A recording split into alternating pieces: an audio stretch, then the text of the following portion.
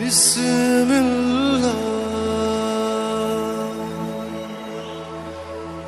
الرحمن الرحيم.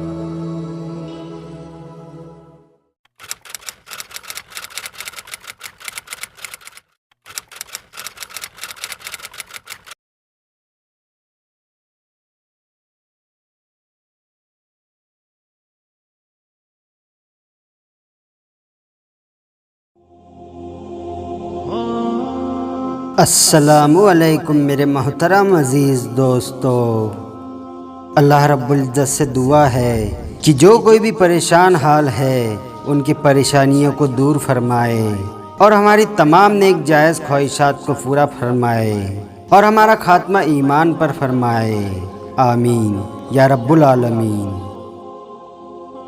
عراق کا ایک ڈاکو جس کا نام فضائل تھا، وہ اپنے آدمیوں کے ہمراہ نہر کے کنارے آیا اور اپنے گھوڑے کو پانی پلایا۔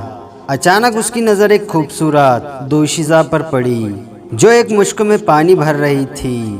لڑکی کو دیکھتے ہی وہ اس کا دیوانہ ہو گیا۔ اس نے اپنے آدمیوں سے کہا کہ اس لڑکی کے گھر کا پتہ معلوم کرو۔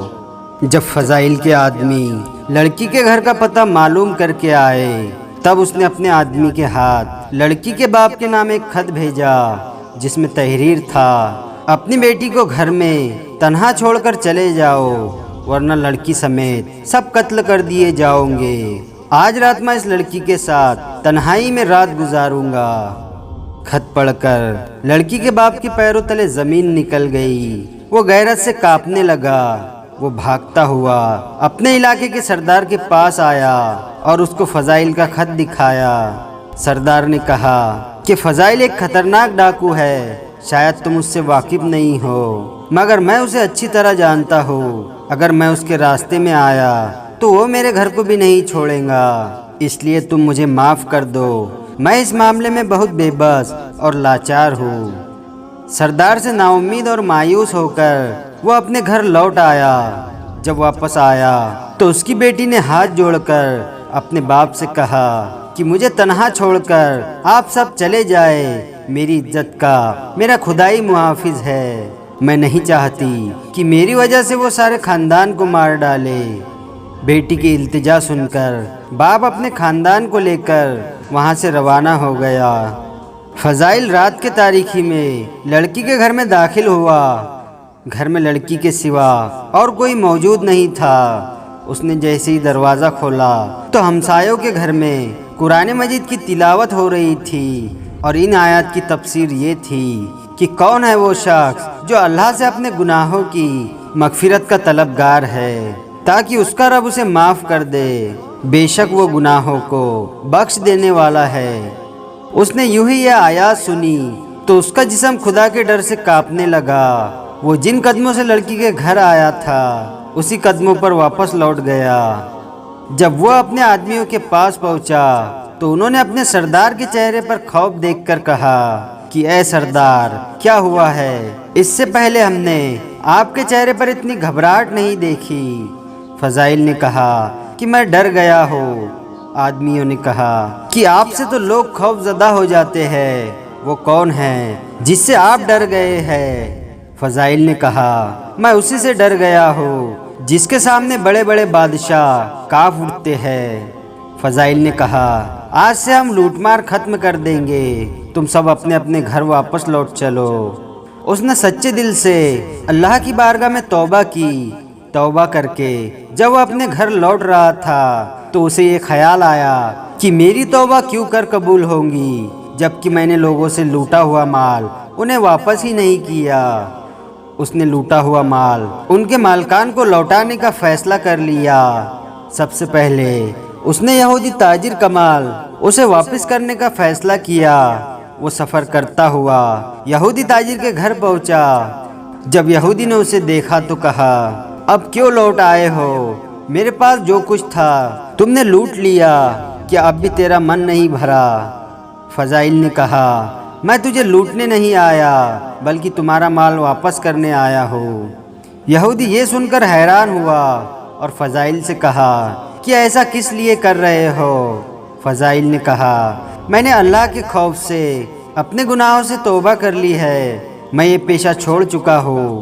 یہودی نے کہا اچھا یہ بات ہے، مگر جب تو نے میرا مال لوٹا تھا تب میں نے بھی ایک قسم کھائی تھی جو میں بھی اب پوری کروں گا۔ فضائل نے کہا آپ نے کون سی قسم کھائی تھی؟ یہودی نے کہا میں نے یہ قسم کھائی تھی کہ جو بندہ میرے یہ دینار لوٹ کر جا رہا ہے اسی کے ہاتھ سے میں ایک ایک دینار کے بدلے اتنی ہی مقدار میں سونے کی اشرفیہ لوں گا۔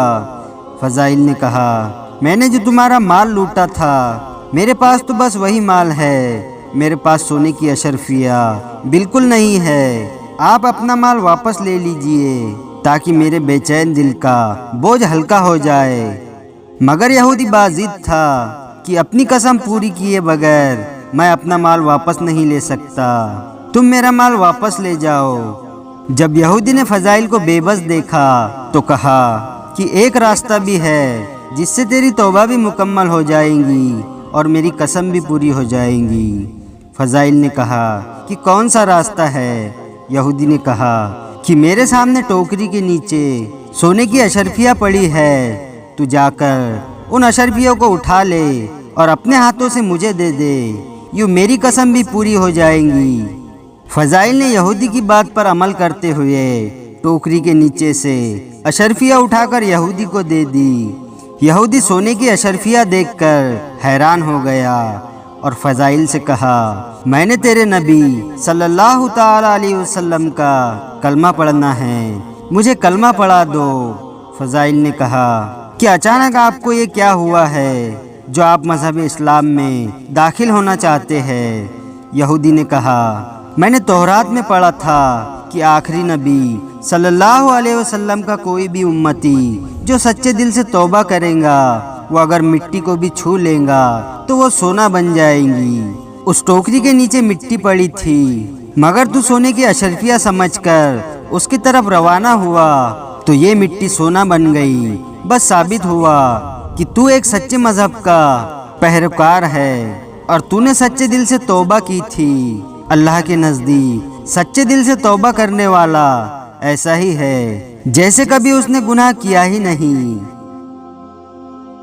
اللہ رب العزت سے دعا ہے کہ وہ ہمیں نیکیوں کو اپنانے اور برائیوں سے بچنے کی توفیق عطا فرمائے اور ہمیں اپنی رضا میں راضی کر دے، آمین یا رب العالمین۔ ویڈیو پسند آیا ہو تو لائک اور شیئر ضرور کریں، اور آپ نے ابھی تک ہمارے چینل کو سبسکرائب نہیں کیا ہے تو اسے بھی سبسکرائب ضرور کر دے اور ساتھ میں بیل آئیکن دبا دے تاکہ ہر آنے والی نئی ویڈیو کی نوٹیفیکیشن آپ تک پہنچتی رہے۔